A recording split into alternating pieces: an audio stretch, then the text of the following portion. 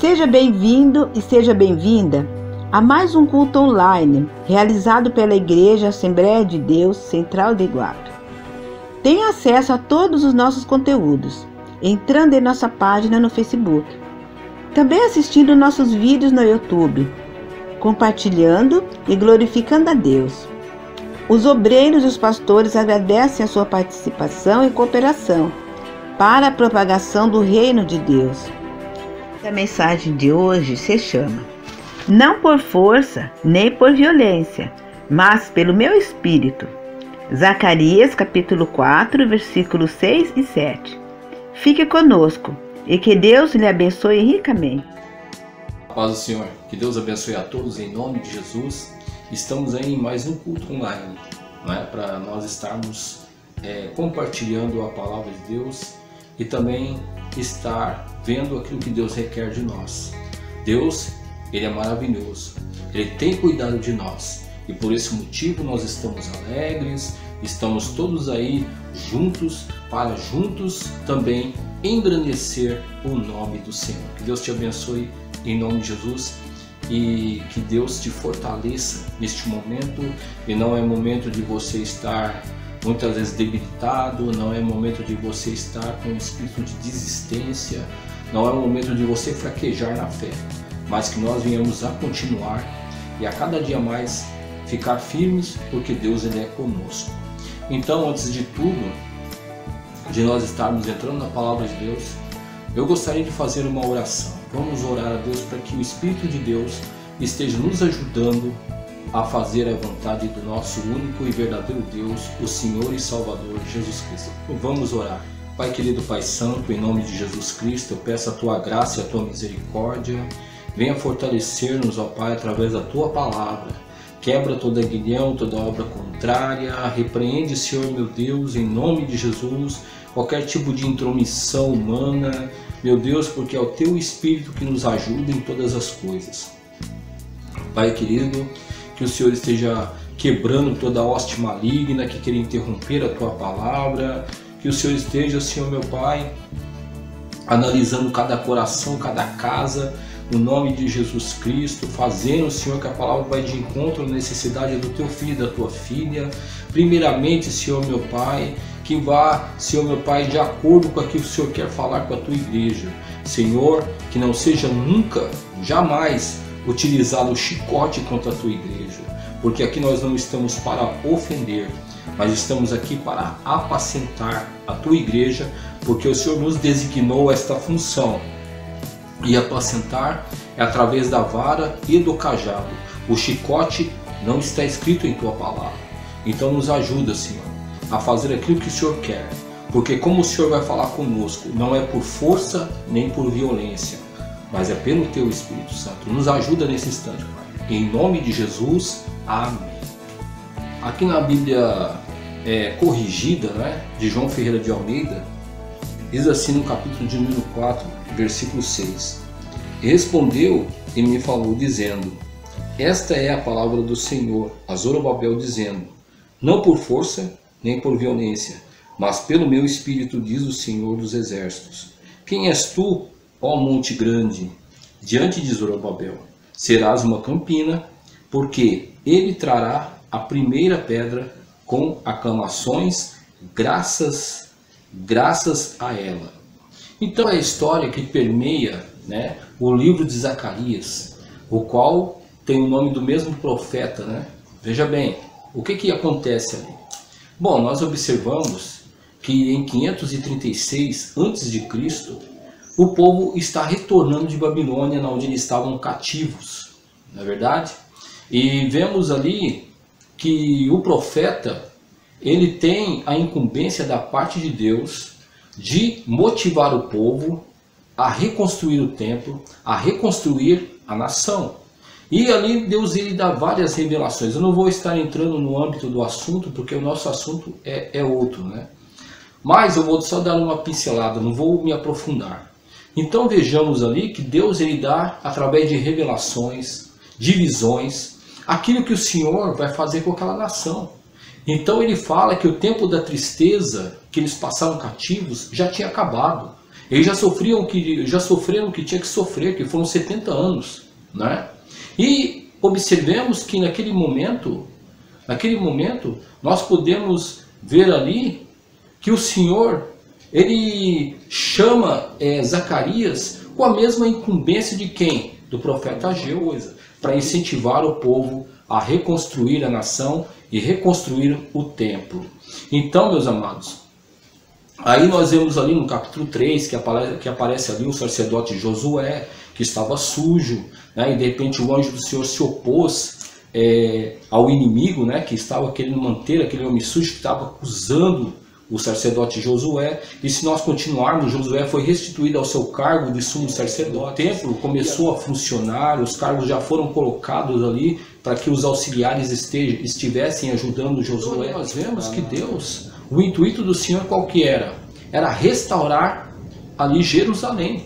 Era restaurar Jerusalém. E que aquele povo tinha que largar daquela mania de que, não, agora tudo está ruim, agora vamos parar, vamos reconstruir as nossas casas, agora vamos ficar... Não, o Senhor estava querendo motivar o povo a continuar, você está entendendo? A fazer a vontade de Deus. E se nós vermos ali o livro, né, eu estou falando apenas dando uma pincelada, se eu aqui esquecer de alguma coisa, lembre-se que é só uma pincelada. E o que nós podemos ver ali, que os profetas levantados pelo Senhor, como Ageu e como Zacarias, eles estavam incentivando o povo, né? E Deus está falando que aquela nação que foi tanto ali desprezada, que foi tanto menorizada, ela passaria a ser uma nação populosa, né? Populosa, que já vinha o que? Ali ia ter muita alegria, ia ter muita paz naquela nação. E vemos que o Senhor também não somente... Ele falou dessa forma, né, querendo incentivar o povo a buscar a face do Senhor e que ali haveria muita paz e muito regozijo, mas o Senhor disse o que o que o Senhor profetizou através da vida de Zacarias? Que também o Senhor iria proteger o povo de seus inimigos. Nós vemos aqui na Bíblia corrigida, né? Olha só que coisa maravilhosa, né, que nós acabamos de ler. Então, leia por favor. Zacarias 4, no versículo 6. E respondeu e me falou dizendo, esta a palavra do Senhor a Zorobabel, dizendo, não por força nem por violência, mas pelo meu espírito, diz o Senhor dos exércitos. Lembrando aqui que Zorobabel era governador de Jerusalém. Ele tinha ali a designação de fazer as reformas necessárias naquela nação, tá certo? E também delegar ali a Josué que ele estivesse ali no templo fazendo a vontade do Senhor, organizando os cultos, né? Organizando ali os afazeres do templo. Isso é muito interessante para mim e para você.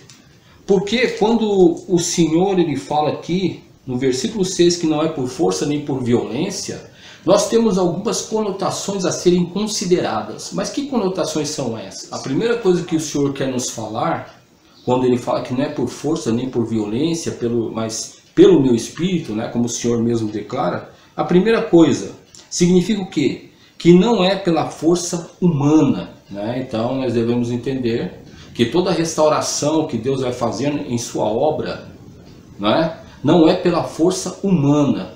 Ou seja, mas eu vou pegar, vou fazer. Eu vou pegar, vou realizar. Porque agora eu tenho um método legal que vai dar certo aí e vou restaurar a minha igreja, vou restaurar a obra do Senhor. Não, não, não. A Bíblia não está falando isso. Então, quando se fala que não é por força nem por violência, não é, você está entendendo? O precedente principal não é o ser humano, mas é Deus que vai estar fazendo a obra, né? É Deus que vai estar o quê? Realizando aquilo que ele tem que fazer para haver o quê? Uma restauração. Segunda coisa que nós podemos aqui observar é que Deus, né, quando se fala que não é por força nem por violência, significa que Deus está no controle. Sim, Deus está no controle. E se ele está no controle, não é para a pessoa desesperar, não é para a pessoa ficar impaciente, não é para a pessoa pegar e ficar, sabe, incomodada com as coisas que estão acontecendo. Por quê? Porque o Senhor está no controle. Eu tenho que entender essas coisas. Isso também não significa que nós devemos ficar parados, não é isso, não é? Mas devemos entrar, Deus está no controle, mas nós também devemos seguir a direção que Deus está nos apontando, tá certo? Não é ficar no controle, agora eu vou dormir na minha casa, agora eu vou ficar sentado, vou ficar esperando, não é isso. Vamos buscar a direção de Deus, mas Deus está no controle. Não é para a pessoa também sair como que nem um louco, sabe? E colocar aquilo que ele acha, aquilo que ele pensa de jeito nenhum, como nós acabamos de falar no item número 1. Agora, vejamos aqui o item número 3, não é o homem que é a solução, mas o Espírito de Deus. Então, quando se fala que não é por força nem por violência, significa que o homem não deve buscar solução no homem. Ah, mas o que você acha? Como que você pensa? O que nós podemos fazer? Não. Nós não podemos fazer nada, porque a obra é do Senhor. Sinceramente, né? Nós não podemos fazer nada. Mas nós devemos buscar o que? Solução no próprio Deus. Quando diz ali que não é por força nem por violência, significa que a solução está em Deus também.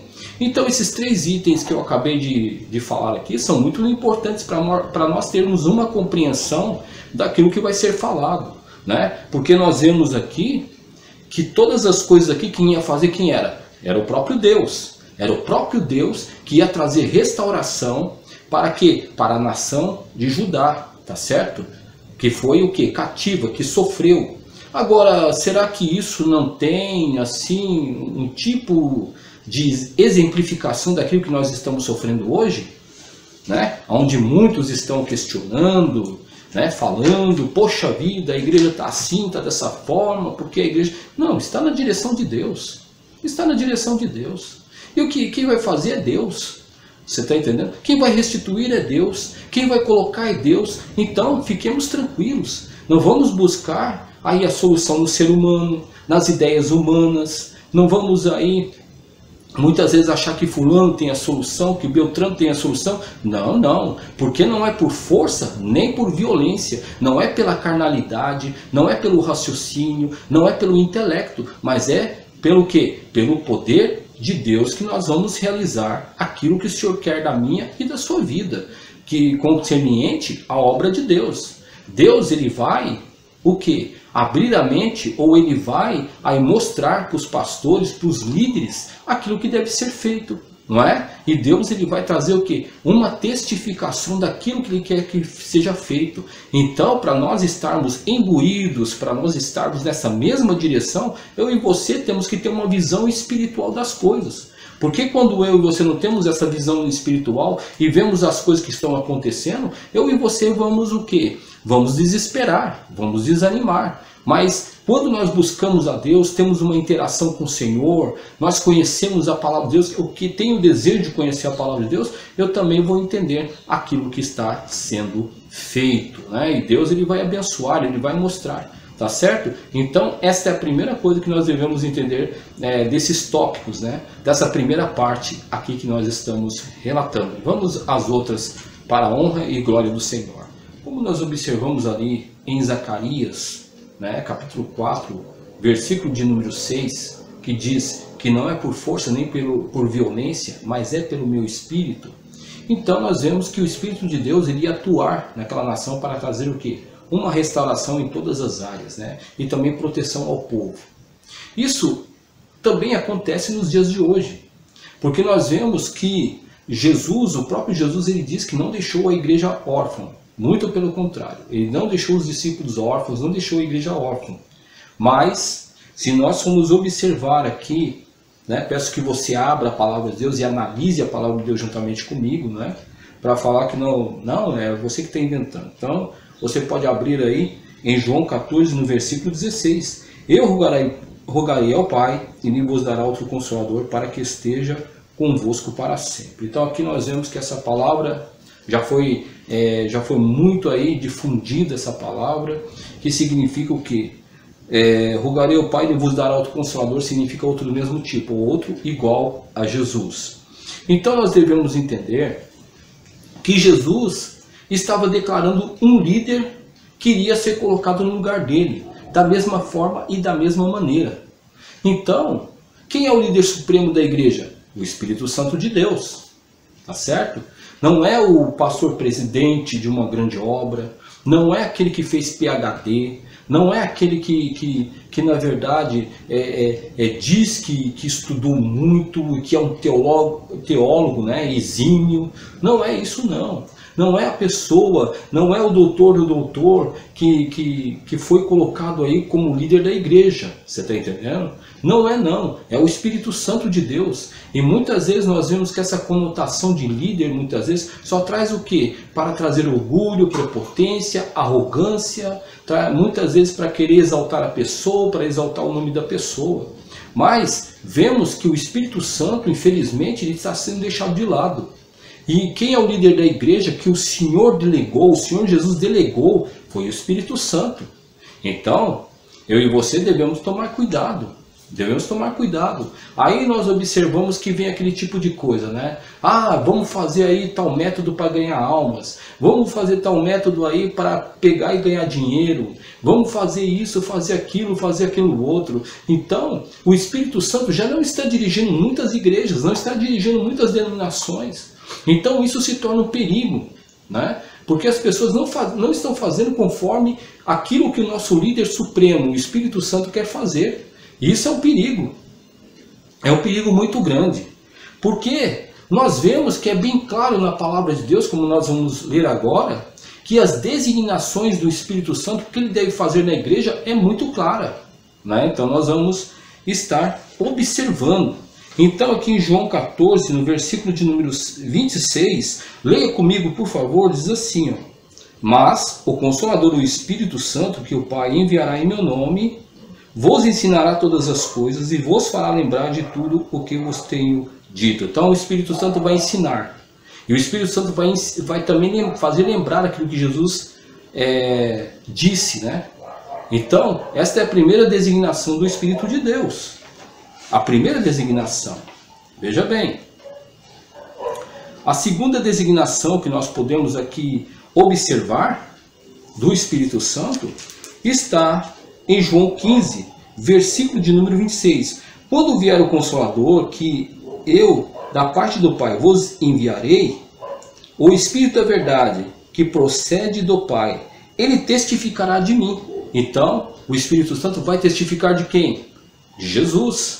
Sim, o Espírito Santo vai testificar de Jesus, não é? Vai testificar de Jesus. Então ele não vai testificar aí de um determinado líder que surgiu há muito tempo atrás. Ele não vai testificar aí do pastor fulano de tal, do homem fulano de tal. Não, vai testificar de Jesus. Testificar de Jesus. E aí nós podemos aí continuar, né? Está em João 16, no versículo de número 13. Olha só. Mas quando vier o Espírito da verdade, ele vos guiará em toda a verdade. Não falará de si mesmo, mas dirá tudo o que tiver ouvido e vos anunciará o que há de vir. Então, o Espírito Santo ele não veio para falar dele. Não, ele não vai falar de si mesmo. Olha só. Uma coisa interessante é que o espírito do anticristo, você está entendendo? Ele tende a falar o quê? Falar das coisas do anticristo. A falar das coisas que são contra a palavra de Deus. Mas só que o Espírito Santo ele não vai fazer isso. Está entendendo? Ele não vai fazer isso. De forma alguma. Olha só. Então, continuando, olha só. No versículo 13. Mas quando vier o Espírito da verdade, ele vos guiará em toda a verdade. Não falará de si mesmo, mas dirá tudo o que tiver ouvido e vos ensinará o que há de vir. Então ele falará de tudo que tiver ouvido. Aquilo que Jesus tem para falar para a igreja, o Espírito Santo vai anunciar. Isso mesmo. O Espírito Santo vai falar sobre as coisas de Jesus, sobre as coisas de Deus. Está entendendo? Olha só que maravilha. E tiver ouvido, e vos anunciará o que há de vir. Ou seja, as coisas do futuro, as coisas escatológicas, o Espírito Santo vai anunciar. Ele não vai enganar a igreja do Senhor. Ele não vai deixar a igreja sem direção. Tudo o que está acontecendo nos últimos dias, o Espírito Santo vai anunciar. Não é verdade? Olha só que coisa tremenda da parte de Deus. E aqui em João 16, versículo 14, né, diz aqui também, ele me glorificará porque há de receber do que é meu e vou-lo-á de anunciar. Então o Espírito Santo vai receber tudo que é de Jesus. Tudo que é de Jesus. Não se preocupe. O Espírito Santo ele não vai trazer para mim e para você heresia. Ele não vai trazer para você, para mim e para você, enganação, falácias, falsas doutrinas. Não, é tudo o que Jesus tem para a sua igreja, o Espírito Santo vai trazer. Porque ele era o líder da igreja que foi empossado por Jesus. Olha que coisa maravilhosa, né? Nós estudarmos a palavra de Deus e ele vai anunciar, né? Ele vai anunciar aquilo que é de Jesus. Que maravilha, no versículo de número 14. Continuando, nós podemos aqui observar em João 16, versículo 8. Olha só no versículo 8. Quando ele vier, convencerá o mundo do pecado, da justiça e do juízo. Do pecado, porque não crê em mim. E da justiça, porque vou para o Pai e não me vereis mais. Do juízo, porque já o príncipe deste mundo está julgado. Então que coisa maravilhosa, né? É o Espírito Santo, é o Espírito Santo que vai convencer o mundo do pecado e do juízo e da justiça. É o Espírito Santo que convence, meus irmãos. É o Espírito Santo que convence o mundo do pecado e do juízo.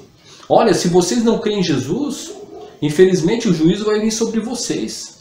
Olha só que coisa tremenda, né? Agora no versículo 9, do pecado porque não crê em mim. Você não crê em mim? Não crê em Jesus? Então você está em pecado. Você está em pecado. Por quê? Porque não crê no Filho de Deus. Se não crê no Filho de Deus, como é que vai se arrepender do pecado? Está entendendo como é que é? Olha só.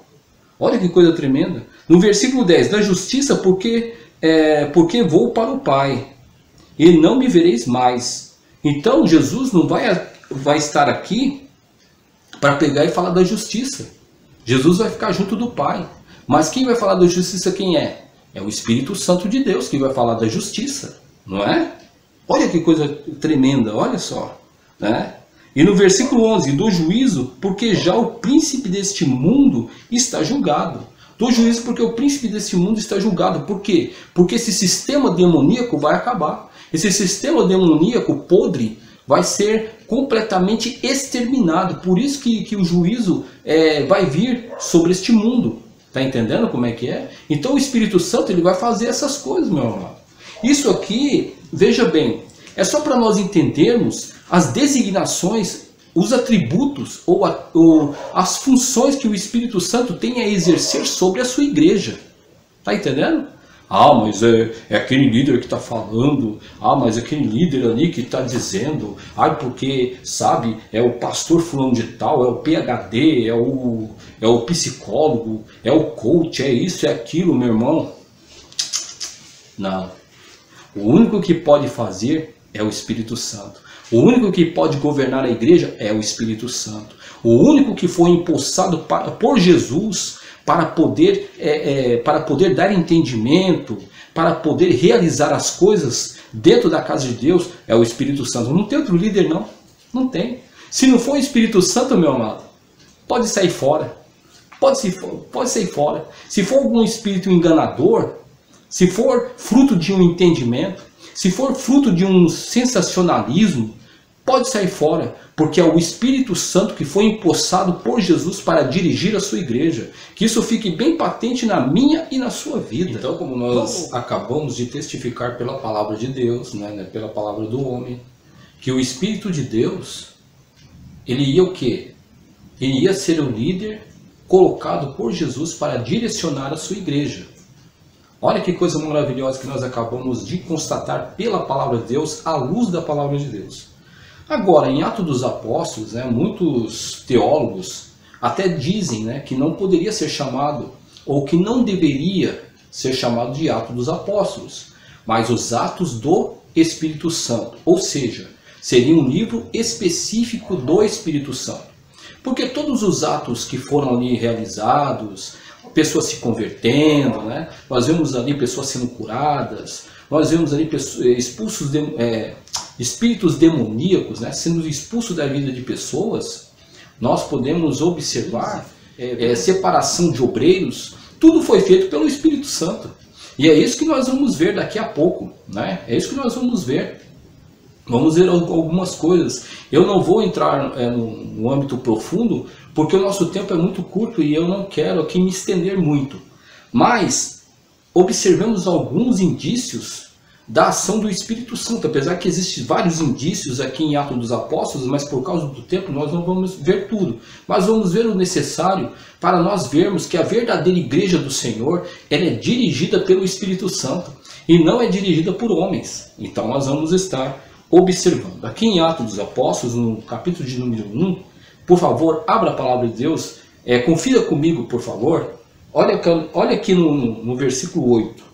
Mas recebereis poder ao descer sobre vós o Espírito Santo, e sereis minhas testemunhas, tanto em Jerusalém, como em toda a Judéia e Samaria, até os confins da terra. Então aqui nós observamos do questionamento de alguns discípulos, que era, Senhor, o Senhor vai se você ler aqui Atos, né, no capítulo 1, você meditando, vamos observar que muitos dos discípulos queriam que Jesus tirasse o poder de Roma e dasse de novo para ali os judeus, né? Mas só que o Senhor Jesus, ele é bem claro aqui, né, no versículo 8. No versículo 7 nós podemos aqui ter uma conotação mais para nós podermos entender. Diz assim: não vos pertence saber os tempos ou as épocas que o Pai estabeleceu pelo seu próprio poder. Então olha aqui, vocês não devem estar ligados nos tempos. Você não deve estar ligado na política. Vocês não devem estar ligados naquilo que está acontecendo neste momento no mundo. Será que isso não é um ensinamento para mim e para você? Mas ele diz no versículo 8, olha aqui, por favor, analise na sua Bíblia, olha só. Mas recebereis poder ao descer sobre vós o Espírito Santo, sereis minhas testemunhas, tanto em Jerusalém, como em toda a Judéia, Samaria, até os confins da terra. O que significa isso aqui? Significa, meu irmão, é que a igreja do Senhor seria direcionada pelo Espírito Santo. Seria aquele grupo, né? Os tirados para fora, a igreja, seria o quê? Direcionada pelo Espírito Santo. Para quê? Para poder manifestar o reino de Deus, pregar a palavra de Deus, pregar sobre aquele que é o Senhor e Salvador Jesus Cristo. Sim, é o Espírito de Deus que ia fazer isso. É o Espírito de Deus que ia poder manifestar o reino de Deus de uma forma tremenda, através, claro, de homens que não amaram as suas próprias vidas, mas antes se entregaram totalmente à obra de Deus. E o Espírito de Deus os fortaleceu, os capacitou para fazer a vontade de Deus. E nós vemos ali, quando nós lemos Atos dos Apóstolos, nós vemos coisas grandiosas da parte de Deus. Nós vemos cura, nós vemos conversões, nós vemos ali pessoas sendo transformadas. Então é isso que eu e você devemos entender sobre a palavra de Deus, que todo ato que é feito dentro da casa de Deus, todo tipo de coisa que é feita na casa de Deus, tudo que é realizado na casa de Deus, tem que ser o quê? Tem que ser pelo Espírito Santo. Porque é ele que é o líder da igreja. E todo o líder espiritual, pastor, né, que está à frente da obra, que está ali para poder direcionar a igreja do Senhor, tem que ser dirigido pelo Espírito Santo. Não adianta usar métodos, não adianta usar recursos humanos, não adianta muitas vezes ficar pensando, né, o que vai fazer, o que vai deixar de fazer. O Espírito Santo está aprovando? Você buscou o Espírito Santo para saber qual é a direção que você tem que tomar? Porque é o Espírito Santo que é o líder da igreja supremo, é o Espírito de Deus. Você está entendendo? O que está ligado entre nós e Jesus Cristo é o Espírito de Deus que faz essa conexão entre nós e Jesus Cristo. Então nós devemos entender essas coisas, né? E podemos observar que essa palavra testemunha significa o que? Mártir, né? Então quer dizer que por servir a Jesus, nós teríamos até que nos submeter o que? A morrer. Sim, a morrer pela causa do Evangelho. Aí muitos ficariam escandalizados, né? Muitos ficariam, mas eu não quero morrer. Se você não vestir a camisa do Evangelho, até mesmo por causa da sua própria vida, então existe algum problema, né? Se você for um crente superficial, é porque o Espírito de Deus tem que estar na sua vida. Você está entendendo? Então é isso que nós devemos tomar cuidado. Porque vemos aqui que muitas pessoas aqui em Atos dos Apóstolos sofreram, padeceram. né? E nós vemos as tradições como os apóstolos eles foram mortos. Mas eu digo uma coisa para você, que eu creio de todo o meu coração, de que esses mesmos apóstolos, na hora que eles foram morrer, eles glorificavam o nome do Senhor. Mas por que glorificavam? Glorificavam porque eles morreram cheios do Espírito Santo e porque o Espírito de Deus estava ali para consolá-los, né? Então, aquele que morre em Jesus Cristo, cheio do Espírito Santo, ele não morre, talvez possa sentir uma dor, pode sentir até uma dor, mas o consolo do Espírito Santo é tão forte que aquela pessoa, ela não vai sentir o pavor da morte, mas vai sentir o que? A glória de Deus tomando a sua vida e de repente o Espírito Santo falando que, olha Deus, esse daqui morreu por sua causa, toma aí Senhor, diante de ti. Eu creio que o Espírito Santo faz assim, e ele consola a pessoa neste momento. Tanto que a história nos relata, né, de que quando os primeiros cristãos morreram ali no Coliseu de Roma, a sua fisionomia ali sofrendo, né? Eles não estavam ali chorosos, não. Eles estavam com um semblante sereno, sabendo para onde eles iam. Será que eu e você sabemos para onde nós vamos? Então nós temos o quê? Que nos encher com o Espírito Santo, para que Deus possa estar cada vez mais fazendo de nós pessoas que vão rumo ao céu. Então é isso. Agora é interessante que nós aqui podemos observar em Atos dos Apóstolos, no capítulo de número 2, no versículo de número 1 a 47, eu não vou ler tudo, mas aqui no versículo 1 diz: cumprindo-se o dia de Pentecoste, estavam todos reunidos no mesmo lugar. De repente, veio do céu um som como de um vento impetuoso e encheu toda a casa onde estavam assentados. Aqui nós observamos que a promessa que Jesus havia feito aqui em Atos 1, versículo 8, já estava se cumprindo. E aquelas pessoas estavam reunidas buscando ao Senhor em jejum e oração, e de repente o Espírito Santo foi derramado sobre todas aquelas pessoas, e daí em diante eles começaram a manifestar o reino de Deus. Daí em diante as coisas começaram a acontecer, e ali havia nascido o quê? A Igreja do Senhor. Não é? A Igreja do Senhor havia nascido naquele momento, e a obra de Deus começou o quê? A caminhar. Olha que coisa maravilhosa. Aqui nós aprendemos que a obra de Deus só caminha no poder do Espírito Santo. Sim, através do poder do Espírito Santo. Não é através do poder do político. Não é através da pessoa que tem uma determinada sabedoria. Não é a pessoa que sabe falar bem. Não é a pessoa que tem um monte de... Apesar que Deus ele dá a oportunidade de nós estudarmos. Mas não é o estudo que é assim o prioritário. Você está entendendo? Porque a prioridade está o quê? Na direção do Espírito Santo. É o Espírito Santo que nos deve movimentar e nos mover a tudo, não é? Então, observemos o que o Senhor realizou neste momento, lá em Atos dos Apóstolos. Que coisa tremenda da parte de Deus, né? Aí o que acontece?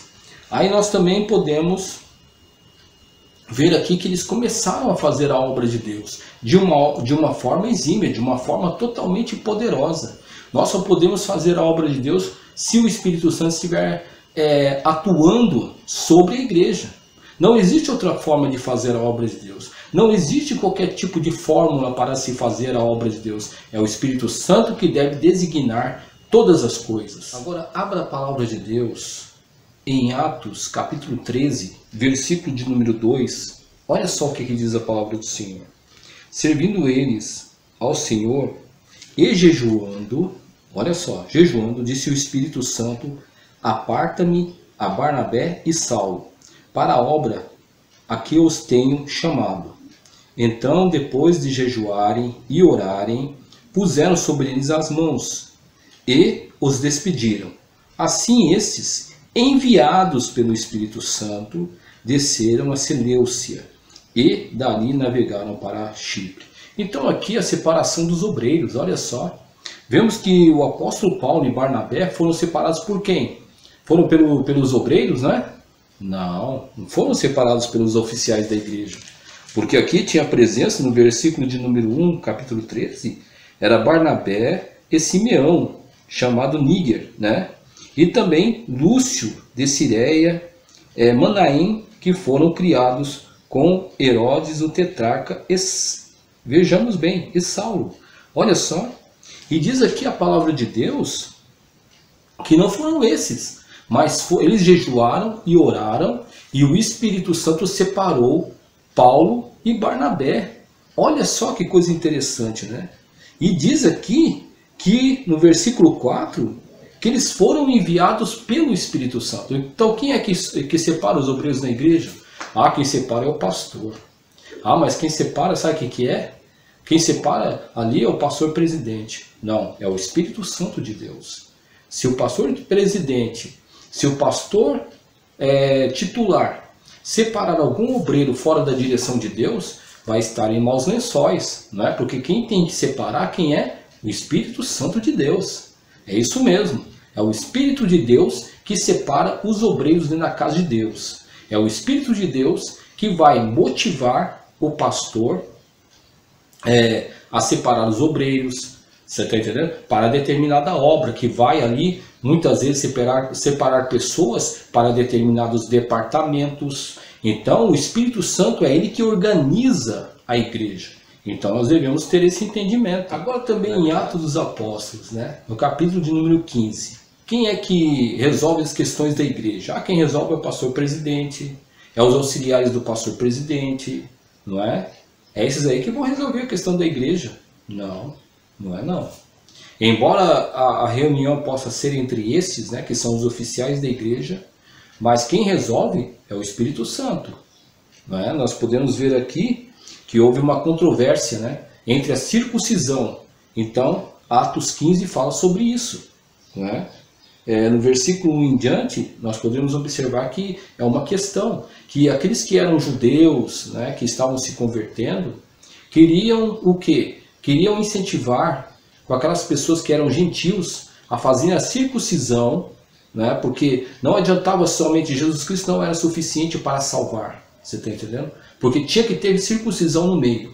Aí houve essa controvérsia entre eles, né, e nós podemos observar que foram reunidos os líderes ali, mas eles se dispuseram, veja bem, se dispuseram a quê? A buscar a presença do Senhor, a buscar a presença de quem? Do Espírito de Deus, né? Com jejum, com oração, buscando qual é a direção que o Espírito Santo podia dar. Eles não tomaram uma decisão assim, vamos ter esse problema aqui, agora a gente vai resolver. Não, não é assim não. Agora nós vamos fazer tal sistema. Eu não gosto da pessoa porque não vou com a cara dela, agora eu vou pegar, vamos resolver dessa forma aqui. Não, não foi dessa forma. Porque nós observamos aqui no versículo de número 28, de Atos 15, olha só o que diz. Pareceu bem ao Espírito Santo e a nós não vos impor mais encargo algum, senão estas coisas necessárias, que vos abstenham das coisas sacrificadas aos ídolos, do sangue da carne sufocada e da prostituição. Fazeis bem se vos guardardes de tais coisas. Bem vos vá. Tendo-se eles, então, despedido, partiram para Antioquia e, reunindo a assembleia, entregaram a carta. E, quando a leram, alegraram-se bem pela consolação. Então aqui nós observamos que a questão foi resolvida por quem? Pelo Espírito de Deus. Porque no versículo 28 diz aqui, pareceu bem ao Espírito de Deus, ao Espírito Santo. Olha que coisa maravilhosa. O Espírito de Deus, ele trouxe uma solução para aquele povo. Olha só. E no versículo de número 30, no versículo de número 31 diz aqui, e quando a leram, alegraram-se pela consolação. Então quer dizer que o Espírito Santo trouxe uma resposta àqueles líderes que estavam ali, e foi levado uma carta àqueles que estavam perguntando qual é a atitude a ser tomada, e quando eles leram a carta que o Espírito de Deus trouxe a solução para tal problema, eles, ali o pessoal de Antioquia, eles se alegraram com aquilo. Por quê?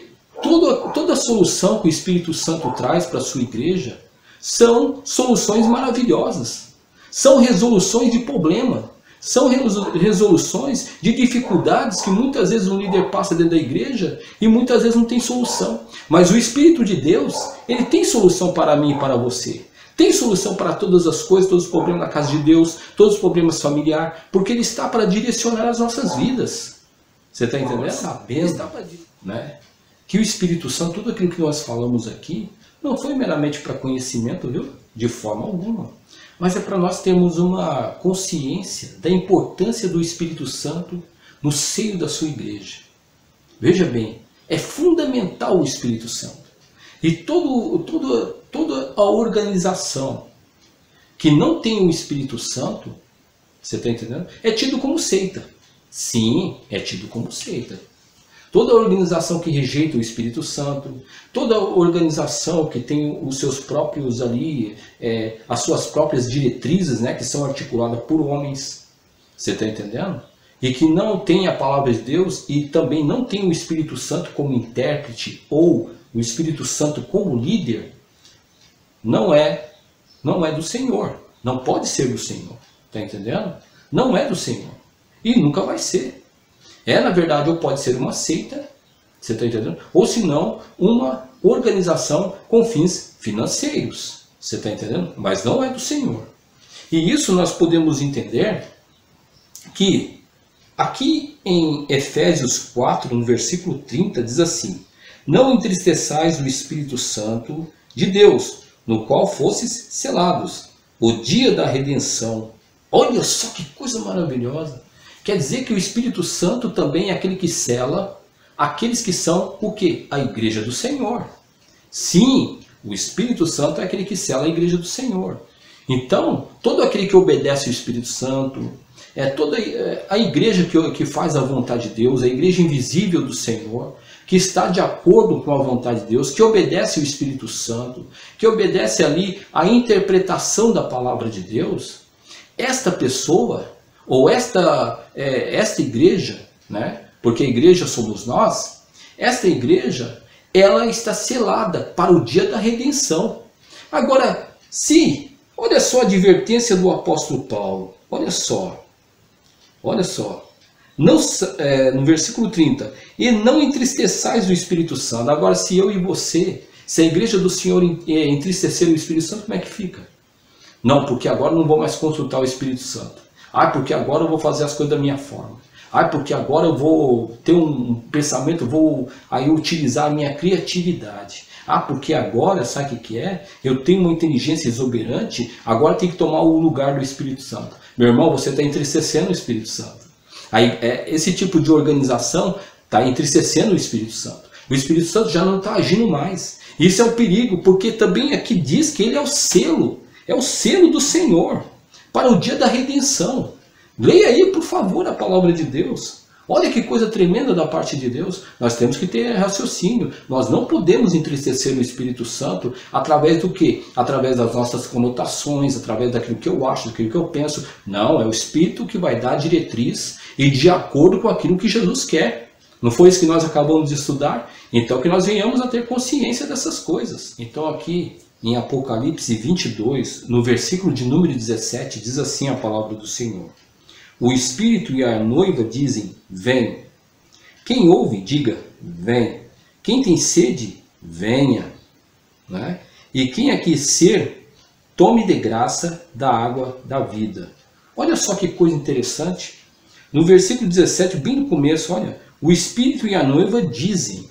Então, veja bem que quem está preparando a noiva, que é a igreja do Senhor, para o arrebatamento, quem é? É o Espírito Santo. Porque aqui o Senhor vai tirar a igreja juntamente com o Espírito Santo. E, como nós acabamos de ler, nós não devemos entristecer o Espírito Santo, por quê? Porque ele é o selo de Deus para o dia do arrebatamento. Olha só! Meu Deus, será que eu não tenho que ficar alerta com respeito a isso?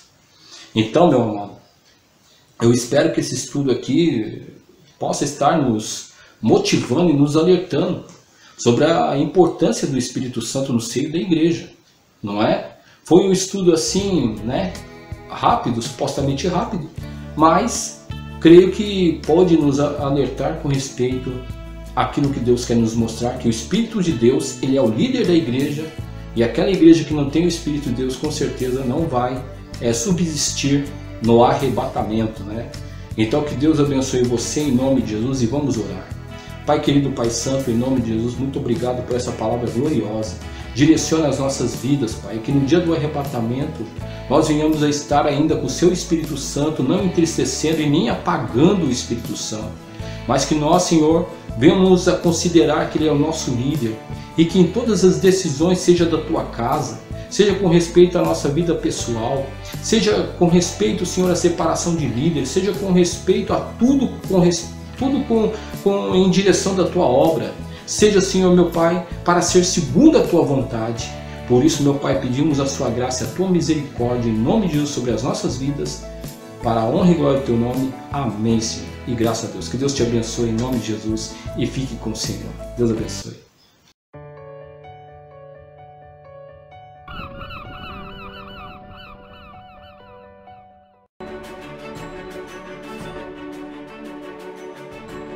Cremos que, em 2 Timóteo 3, 16 e 17, está escrito: pois toda a Escritura Sagrada é inspirada por Deus e é útil para ensinar a verdade, condenar o erro, corrigir as faltas e ensinar a maneira certa de viver. E isso para que o servo de Deus esteja completamente preparado e pronto para fazer todo tipo de boas ações. Bíblia, tradução, linguagem de hoje. Assembleia de Deus Central de Iguape, uma igreja bíblica.